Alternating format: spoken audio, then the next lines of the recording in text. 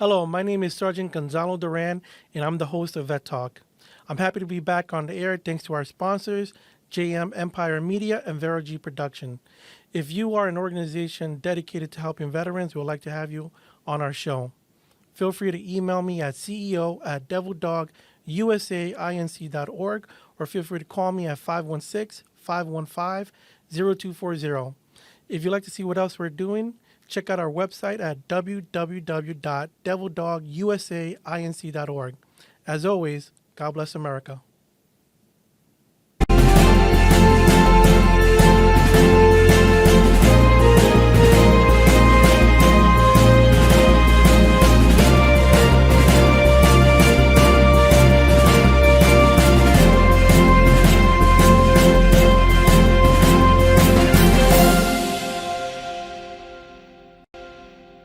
Hello, everyone. This is Vet Talk, and I'm your host, Sergeant Gonzalo Duran. This episode marks our 6-year anniversary. I'd like to thank our executive producers, JM Empire Media and Vero G Productions. Today, honored guest is Senator Luis Sepúlveda, my local senator. Thank you for being here today. Thank you for inviting me. I'm happy to be here on the 6th anniversary. Oh, thank you. Now, for the viewers that may not know, what is a senator? Well, we know that hopefully we all know that there are, at the state level, 3 branches of government. And you have your legislature, you have your New York State Assembly persons. There are 150 Senate Assembly persons throughout the state. And you have the New York State Senate, which is different from a U.S. Senator, which is Chuck Schumer. We are state senators, and there are 63 of us throughout the state. And our biggest responsibilities are twofold. One is, obviously, the New York State budget, which we participate in. We add, we subtract, we fight, we scratch. We have differences with all levels with the governor and so forth. The objective is for me as the senator representing the 32nd District, which is the poorest senatorial district in New York and maybe one of the poorest in the entire country. My job is to fight to get as much money for schools and programs and rent and things of that nature. The second job that I have as a senator is to create legislation that will help primarily my district, but sometimes it helps the entire state. So we work with our local assembly persons. For example, I have about 4 or 5 assembly persons in my district. And in order for me to pass legislation, I need a sponsor from the New York State Assembly to sponsor the proposed legislation in that chamber. And vice versa. If an assembly person wants to pass legislation, they have to have a Senate sponsor. Once there's a meeting of the minds and we can pass the proposed bill in both of our houses, then it goes to the governor, and the governor has the option of signing it into law or vetoing. We also deal with the governor even on budget issues where we ask her for programs that are important to our community. So me having the poorest district, I lobby a lot for dollars that are going to help primarily our kids' education, housing our seniors, and to fight crime. And you do that and from offices, one in, I believe, in Albany, Yes. and one in your district. Right. We have it's called the district office, and that's where we essentially provide the services to people that live in the community. A lot of constituent service work.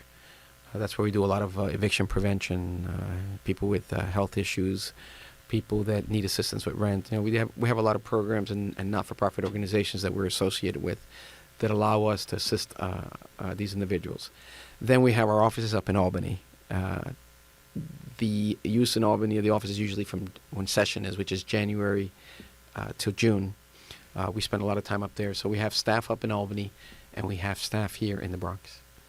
And how did you, what's your background that you became a senator? I was born in Brooklyn. Okay. My family from Puerto Rico. I went to school, elementary school in Brooklyn, and I also lived in Queens. So I went to public school both in Queens and in Brooklyn. In 1982, I attended Hofstra University. I got my Bachelor of Arts in Natural Science. My degree is actually a combination of physics, chemistry, and biology. But at some point, my intent was to go to medical school, but then I lost the desire to want to go to medical school and got an interest instead on being a lawyer. So in 1988, I attended Hofstra University Law School and graduated in 1991, passed the bar thank God, on my first shot, and I've been an attorney now for 31 years. Awesome. So, as a senator and a lawyer, practicing lawyer still? Yes, I still practice, although the legislature just passed, when they increased our salaries to $142,000, they passed a restriction on outside income.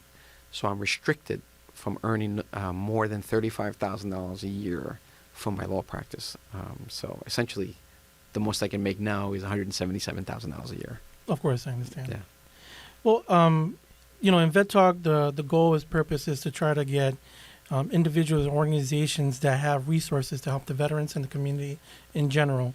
So for the viewers out there, a Senate office is where a hub of resources like legal, tax preparation, et cetera, will be there. Do you have any particular ones that you would want the audience to know about? What we help, look, obviously, when a veteran comes to my office, they will be treated with all the attention and respect that they deserve. We have, for example, listings of many affordable housing developments. We have a lot of listing of healthcare centers that provide free health care to our veterans. I am proud to say that the Director of Communications of my office is a gentleman by the name of Ruskin Pimentel, who is still in active service. He's still in the National Guard. He did a tour in Iraq. He did a lot of work. He's Dominican by birth, but he did a lot of work with the United States Army. For example, in Puerto Rico, when they had the earthquakes and the hurricanes, he was one of the first feet on the ground over there to help the local people. Ruskin really guides me on a lot of the issues that impact veterans, PTSD, services in general that are available to veterans, veterans hospitals, some of the issues that impact them, some of the issues of mental health that a lot of veterans are suffering from, poor mental health. Because of Ruskin and because of the work in my office, our services are available to every veteran that needs assistance. One of the biggest problems that we have is housing. A lot of times, some of our veterans come over, they're about to get evicted. Many times they don't know the law, or they're at a disadvantage because the landlord hires an attorney who obviously is in a better position to litigate an eviction case.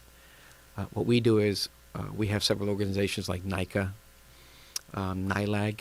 These are organizations that provide free legal assistance to veterans if they are about to get evicted. In extreme cases where the behavior of the landlord is so egregious and it impacts, for example, a senior citizen, a disabled person, there have been cases where I actually, as a practicing attorney for 30 years who did a lot of work in housing court, I will myself go on a pro bono basis and represent the person for free. So it's something that we work on every single day, and these services will always be available, high quality services for the veterans that come to our office for assistance. I love that, Senator. Honestly, my office has been in your district for 5 years, and I've been living there for over a year, and I didn't know that. So thank you for telling us that.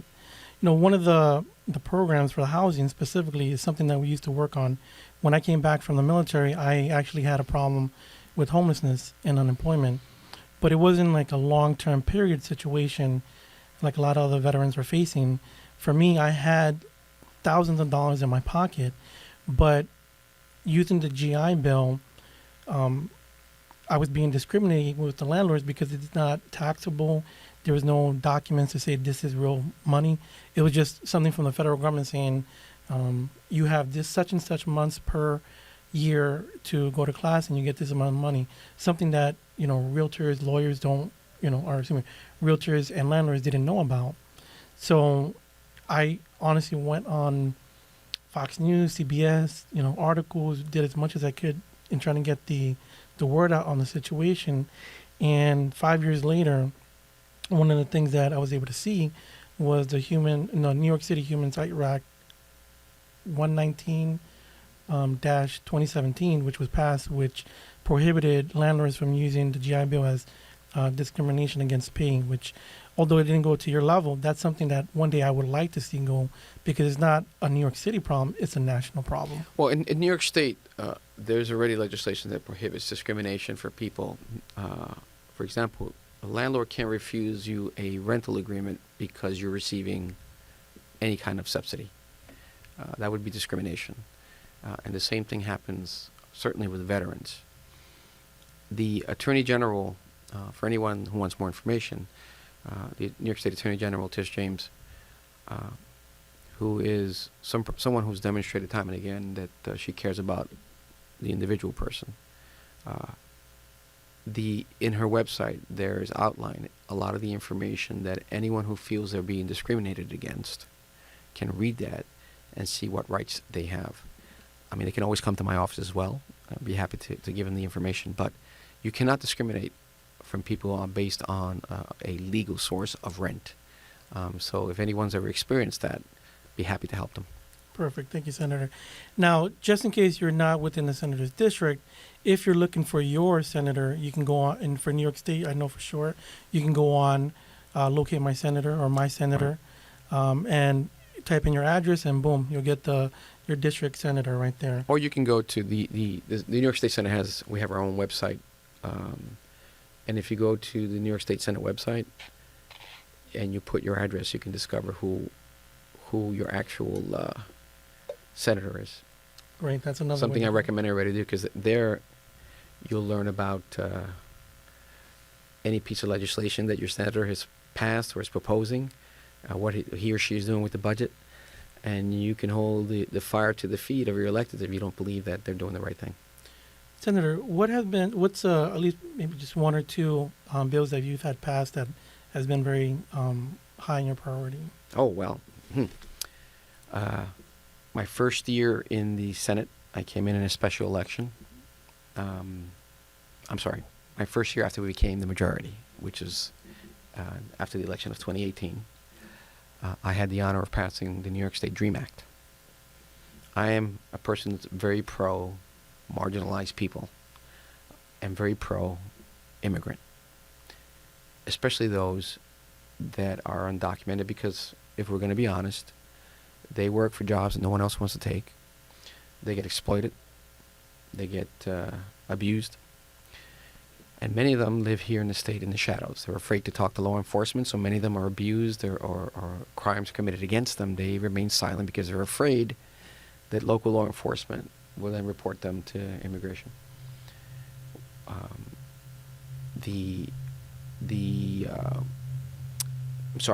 me regress. The DREAM Act is an act that allows all undocumented immigrants to get tuition assistance at New York State and New York City CUNY or SUNY schools. Very proud of that.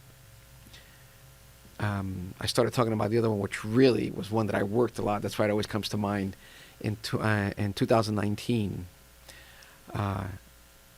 the bill that I passed that became law is called the Green Light Bill. What the Green Light Bill does is it allows undocumented immigrants to obtain a driver's license. A lot of people may say, well, how is that significant?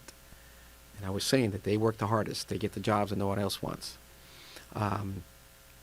They were abused, and they wouldn't talk to law enforcement. Now, if you get pulled over and you have a license, all you have to establish is residency for a time period in New York State, and certain other minor qualifications. You don't need a social security number. You don't need that kind of stuff. But you do have to establish residency. You can do, for example, a phone bill. Then you're allowed to obtain a license. And if police pull you over, they can't ask you your immigration status already. You have a license. You show your license, your registration, your insurance, and you go about your way. You may get a summons or not, but you don't have to fear that you're going to be separated from your family. That was the Green Light Bill. So the DREAM Act and the Green Light Bill are two things that I'm very proud of. Also, even though I wasn't the main sponsor, I worked diligently with 6 or 7 other colleagues in reforming the criminal justice system here in New York. And very proud of that, because up until then, primarily the treatment you got in criminal court was based on the color of your skin, or the bank account, how much money you have in your bank account or your family. It wasn't fair, especially with minor offenses. So, for example, a person in a wealthy neighborhood commits an offense, You know, the big ones are marijuana convictions. They've ruined many lives. Mom and dad can go and bail you out, $500. You go back home. Whereas generally speaking, the poor person, and mostly black and brown communities, got stuck at Rikers for months at a time because they couldn't pay $500 to bail them out. So what happens? They lose their job, they lose their scholarships, they lose everything that they had established. And that to me was an inherently unfair system. And so by passing and working on this issue of fairness in our criminal justice system, is something that I'll never forget and I'm very proud of. Well, I'm glad you mentioned the Green Act, the Green Line bill. Mm-hmm. That's something that we've worked on recently in my office, as an executive officer for a nonprofit for veterans in the community. Mm-hmm. We're based in Cortona Park East, Yes. and because of the migrant issue, a lot of services from, like, say, Thrognex, were sending people to my office, and looking for coats, food, Christmas presents, etc. Yes. And one of the programs that we did recently, I'm going to say about a month and a half ago, was try to help a lot of them in one immigration resource fair, where we had to give them some understanding of some of their rights. One of the proposition was getting a license. That's one thing. Getting a ITN number so that they can do their taxes, which opens up them for an possibility to open a savings account or a bank account. Although in New York City, an immigrant cannot work legally through an I-8 or an I-9 that they need, they can have a business, which I always find kind of weird, that they can own a business but not work. So the goal was to give the ones that are illegal. No, we don't use the word illegal. We say undocumented. Undocumented, thank you.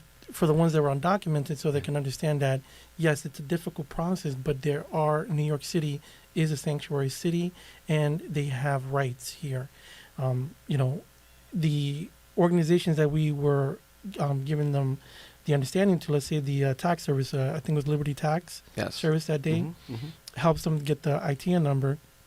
But also at the same time, they have to understand them filing their taxes gives them the ability to say, this is how long I've been here, and gives them a source of revenue. So when they do come up for, let's say, citizenship or a green card, it gives them that much more power to continue. Yeah, I mean, it also helps provide revenue to the state. Yes, as well. That's critically is important, because there's this misconception that undocumented immigrants or immigrants in general are a drain in our society, when the reality is that they contribute billions of dollars to our state and federal coffers, billions, and they don't get much back because they can't, because they're undocumented.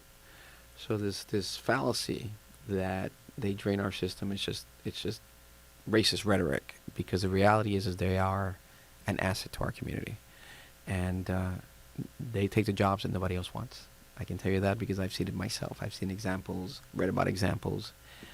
There was a small town somewhere, I believe in Oklahoma, where they passed these restrictive laws on people hiring undocumented. And the people that were there that were undocumented working and harvesting the farms, they all disappeared because they were afraid of retribution. And the town, it was a disaster for the town because they had no one to pick the strawberries. They had an economy where these immigrants were now buying Latino products in their stores, and they were selling it, the local stores. And when the immigrants left, all these businesses couldn't sustain themselves. You look at Florida, with a governor whose name I'd rather not mention, but he did the same thing, these restrictive anti-immigrant laws. And you see their construction sites are mostly empty now. The hospitality industry and many other industries that depend on immigrant labor are up in arms because it's hurting. So, we have to make sure that we understand, we look beyond the rhetoric, we look beyond the gaslighting, and really try to appreciate what immigrants bring to this country. We are a country, what immigrants bring to this country. We're a city of immigrants, a country of immigrants, and we cannot forget that, because it seems to me that many people now in society want to forget that. But without immigrants, either documented or undocumented, this country wouldn't be in the position that it's in. Senator, what are two bills that you're currently working on that you'd like the audience to know about?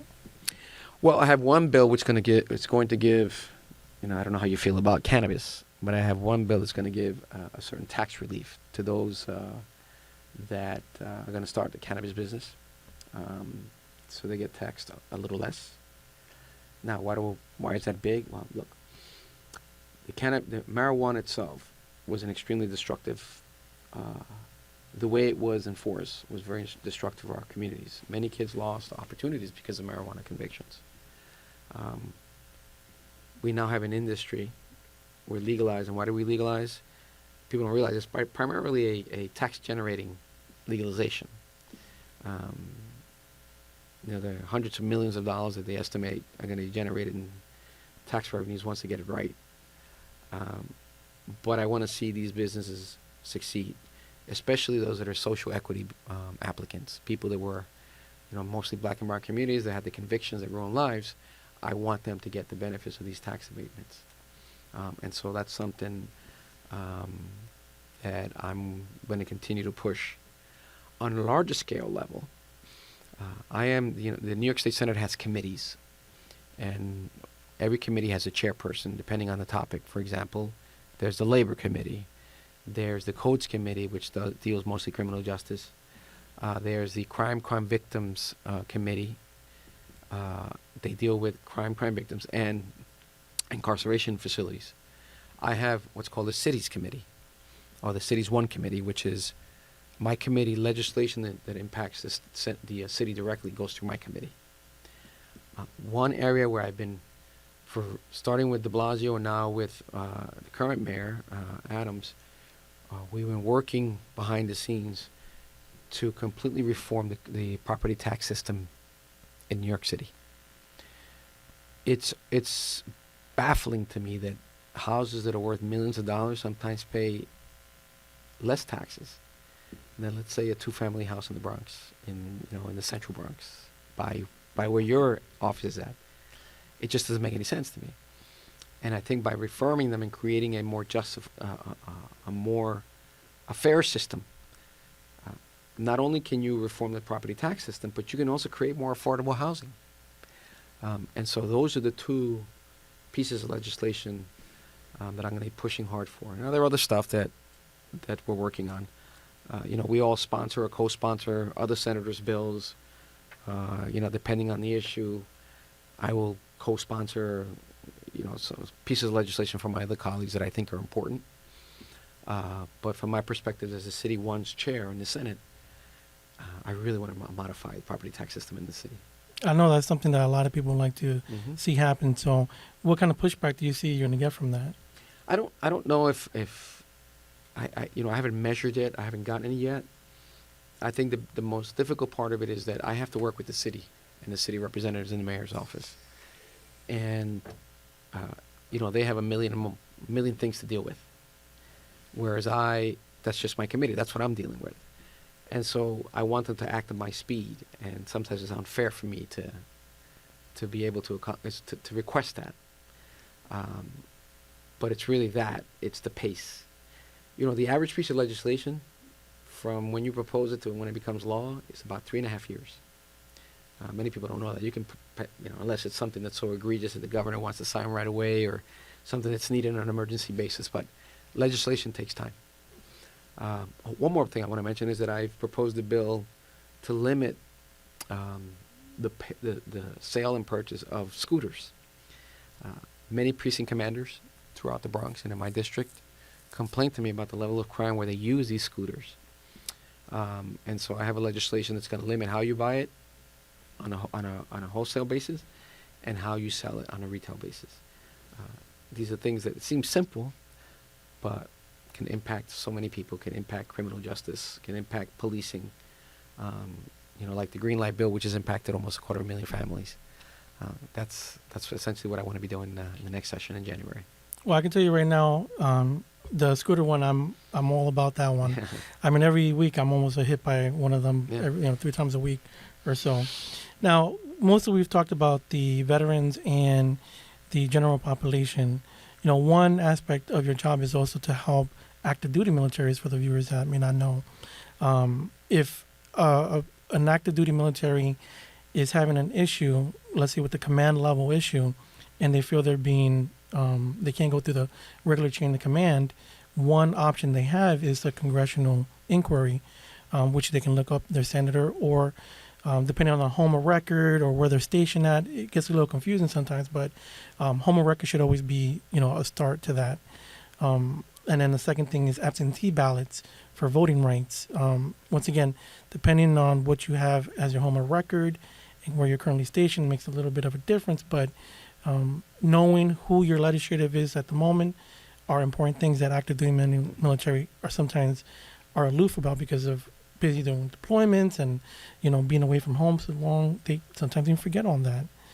Have you ever, or I'm assuming it has happened already, dealt with any congressional inquiries in your office? No, we haven't dealt with anything, but we work closely with our congressional representative, which is primarily Richie Torres. Mm-hmm. Anytime we reach out to that office to help us with things of that nature, they've always been helpful. But us directly, no, because generally speaking, that's a federal issue. Of course. Excuse me. So we don't, for us, it's mostly state level. Okay. So you can have Schumer, and you can have whoever your local congressional representative For the federal level. There you go. federal issues, right? Because, they can't make changes. They can't change the military law or anything like that, but asking them a question for that normally gets stuff speeded up here and there. Sure. Yeah. Also, for the veterans, I know if they have a claim that the VA is maybe lagging on, nothing within like 6 months, but if something's lagging for over a year, that's another way they can get some movements to a congressional inquiry. Right. Now, as an executive officer for a nonprofit, I've been fortunate to work with you over the years. Recently, we were at the we worked together at the LGBTQ Youth and Safe Haven Project, Mm-hmm. which I didn't have a chance to thank you personally, but I'd like to say thank you for your help in that. Oh, my pleasure. Really, it's something that I look forward to helping. It's a great project. I spent a year trying to gather up all the, the right momentum to get it. A lot of the programs that we try to do is a little out of the box. So at the time when we did it was about 2 months ago, the height of the LGBT community issues were going on, and I didn't think it was going to happen. But with your office, Apollonia, Queen of the Bronx, Reverend Carmen Hernandez with the New York City LGBT Chamber of Commerce, putting it together. Also, Epic Rev Vision, having a urban community with the LGBT directed with the unification of dialogue and hip hop was something that was, monumental for me to see. And the Bronx does have a large LGBT community, but to be so openly with the urban community was something that I didn't see. I haven't seen that much of, which I was surprised that it all happened together. Yeah, look, I'm not as surprised because generally speaking, the urban community is a lot younger, and they're generally speaking more accepting of everyone, and so that didn't surprise me as much. It surprised me that it took that long. A lot of people in the urban community suffer some of the same issues that members of the LGBTQ community do. So there's some synergy there where we can work together and work for essentially the betterment of everyone. Yes. We work a lot with Apollonia. She is someone who impresses me every day because she just does it for the people that she wants to help. She does it for the community. It's not for herself. And whenever she calls, we're there. And we've been working with her for some time now. Last thing we did, I believe, was Christmas in July. She does an event Christmas in July. And then we work with other groups that for the same cause. So, that's another area we invite people that have issues. A lot of times they're discriminated against, or they're assaulted or ignored by law enforcement. So that's an area we also try to help. If anybody has any issues like that, they can always come to my office. Yes. Another event that we met each other at, one of the programs that we sponsored was the street naming for Private Morero. Yes. I believe his name was Moreno, yes. Moreno. Yes. He just happened to be a Dominican descent, but he was the first person, I believe, killed regarding the war in Iraq? Well, he was in Iraq. He enlisted when he was 18 years old, and he was killed in the line of duty in Iraq.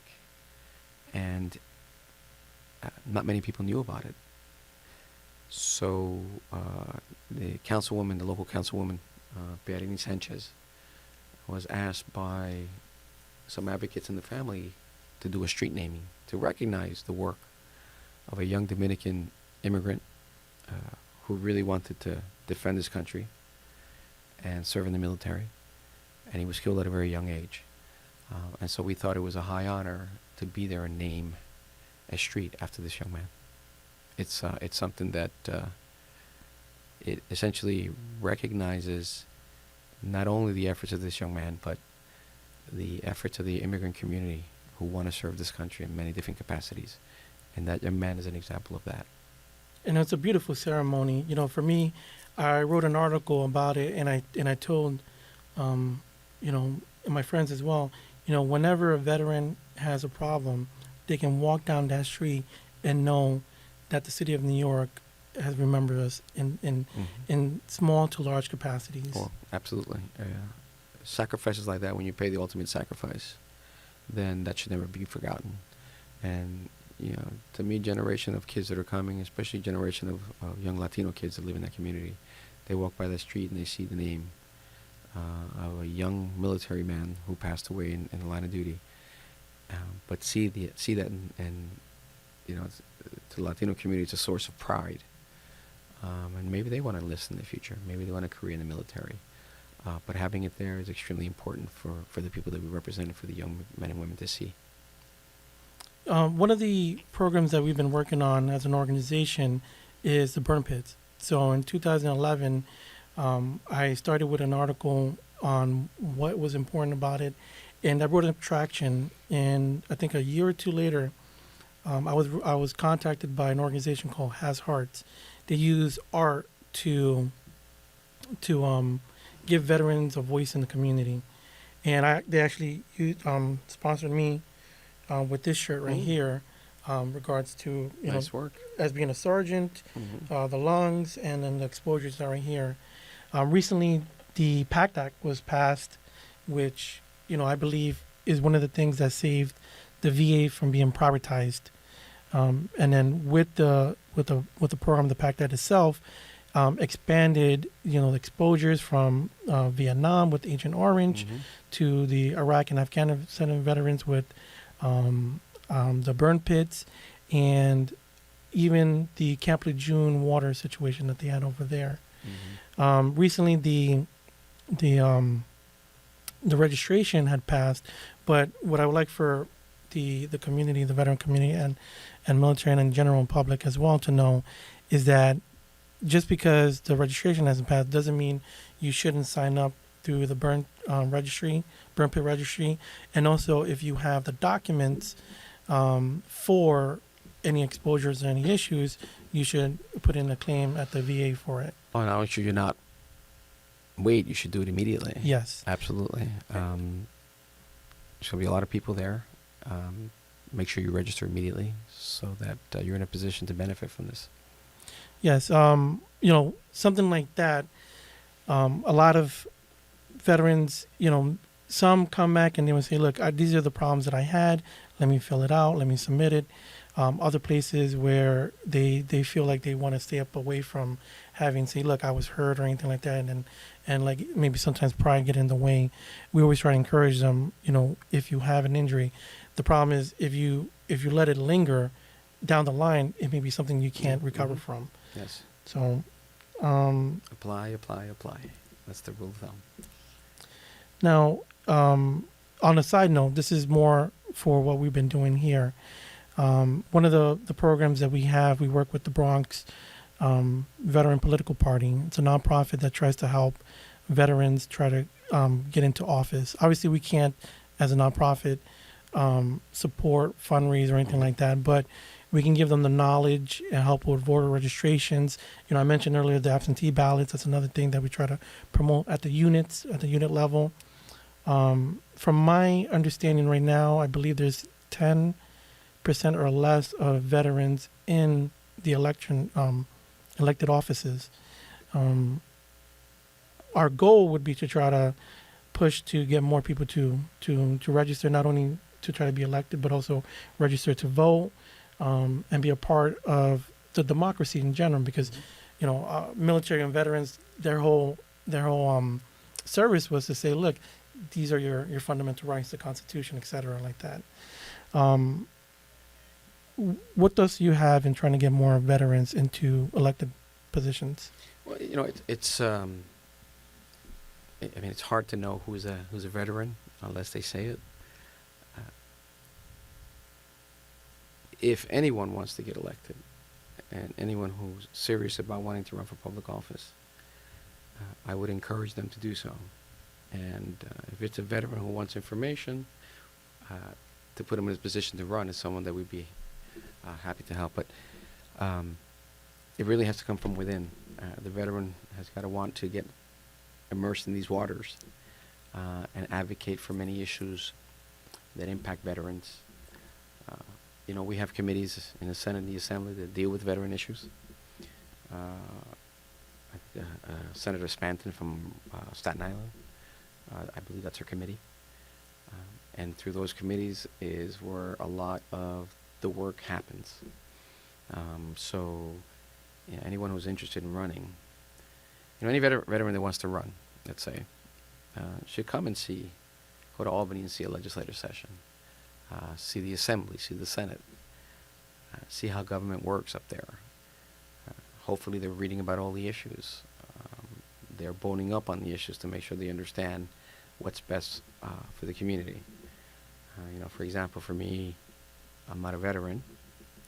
However, I have a nephew who's a corporal in the Marines. I have two uncles that served in Vietnam. One of them suffered from PTSD. I know, based on my dealings with them, what are some of the important things to them. And a lot of veterans, when they come back, things like housing, always a critical component. But a veteran who's a veteran and has gone through some of these issues that I could never understand because I wasn't a veteran, that wants to get involved in the process, I highly encourage them to do it. If anything, to offer a different perspective. They're in a position to say, I lived it, and therefore give me the opportunity to represent you. But certainly, everyone should register to vote. Everyone should get involved in the political process, especially veterans. Apathy is the worst thing that we have in our society. I know that many people say, no matter what, my vote doesn't make a difference. It's not true. If you have a veteran that wants to get involved in the political process, that veteran will be better suited to help us understand the issues that impact that community. That's beautiful, Senator. Thank you so much for saying that. Honestly, I didn't think out of all the list of things that I could possibly think of, going to Albany and seeing a session never crossed my mind. Mm-hmm. I remember going to D.C. to visit my sister one time and wanting to see the president to the White House, and that got me right there in my heart. Mm-hmm. I was like, wow, look at that. And so that's something I'll bring up when I speak to. Well, every year, the Senate honors a veteran from the district every year. And we have a beautiful ceremony up there where we bring the veterans and we give them a plaque, a proclamation, and we honor them in the highest way that we can. It's a beautiful ceremony. So maybe perhaps, we can have an event where during that day when we do the celebration, you can bring some veterans up there. And the beautiful thing about it is that when it comes to veterans, doesn't matter what side of the aisle you are, whether you're a Republican or a Democrat. It's a beautiful thing to see how our political differences are put aside to recognize and honor our veterans. The last time I saw that was a few months ago, where I bought a real authentic American hero who stood up for democracy on January 6th. His name is Sergeant Aguilino Gonel. He was an Iraq veteran.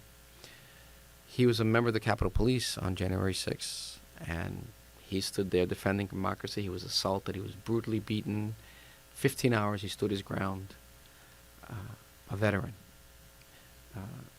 We brought him up to the Senate floor, and it was just a beautiful thing to see, because some of the far right senators who may have an issue how we characterize what happened January 6th, but I call a spade a spade. That was an assault on our democracy. Didn't weren't as forthcoming, but generally speaking, most of them on both sides of the aisle came to pay their respects. And if you bring a group of veterans from the Bronx, I'll make sure that they get their due respect.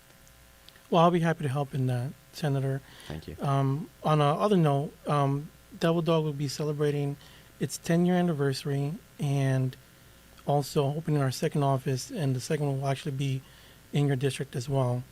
I'm hoping that if we send a letter to your office, that we can probably get you to either one or both of those Oh, yeah, events. yeah, absolutely. Anything you guys need. In fact, I'll give my office number here so people who need help. My office's number is 718-991-3161. But I also give my personal cell number to my constituents because I work for them. That's 347-582-8173. Anyone who needs assistance, call one of those two numbers, and we'll make sure that we move on it.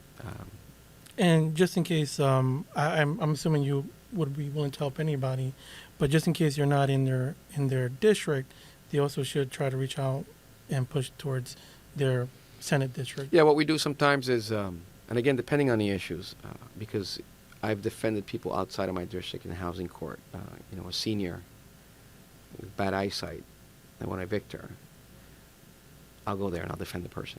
But generally speaking, we'll connect them to their senator or their assembly person or their city council person so that person can get assistance from them. Senator, is there anything else you would like to talk about that we haven't touched on? On the issue, you did mention the absentee ballot. There's a movement by the conservatives, Republicans, the MAGAs. They want to limit absentee ballots, mail-in ballots. And I don't know if they're talking about an exception for the military, but that would be a major, major travesty for the military. What we should be talking about is how we make it easier for our veterans to vote. And so if anybody needs assistance with that, I encourage them to call the local congressman, or they can call my office. Ruskin Pimentel, my communications director, we call him the sergeant, will be there to help. Okay. And just for the audience, absentee ballots aren't just if you're deployed or outside of New York or the location of your home of record, but also if you're at the VA center and you're a resident or inpatient, if you are disabled and can't make it, if you have a caregiver and unable to go yourself or situations like that, that's what the absentee ballot is for. Right. Always, like we try to do is, we're not trying to tell you who to vote for, but try to get the knowledge and at least be registered. You got to be registered, and regardless of your political ideology, make sure that you come out and vote. It makes a difference. We look at who votes. We look at the swaths of areas to see where the majority of votes coming from. And naturally, if you spot a region where more votes are coming out of there, you're going to, by almost instinctively, be more sensitive to those areas because you know that the numbers are going to be larger. So that's why it's important for everyone to go out and vote so that everyone is taken into consideration and no one's treated any differently. Okay. Well, Senator, I know you're very busy, and I want to say thank you so much for giving us this time, as much as you have, to speak with us and letting the viewers know what what you're about, what you do, and what you've been working on. Thank you. Thank you. Now, for the audience, this episode, once again, is our 6-year anniversary episode. This milestone, it means a lot. When we started with an iPhone in our office, then transitioned to different platforms and media outlets, and now we're here. Once again, thank you to our executive producers, JM Empire Media and Vero G Productions. Today's show is sponsored by Has Hearts. You can check them out as hashearts.us. It's a Michigan-based organization that uses art to express veterans and their community. Now, once again, this is Vet Talk. I'm your host, Sergeant Gonzalo Duran. If you would like to be a guest, please feel free to reach out at CEO@DevilDogUSAInc.org. And as always, God bless America. God bless America.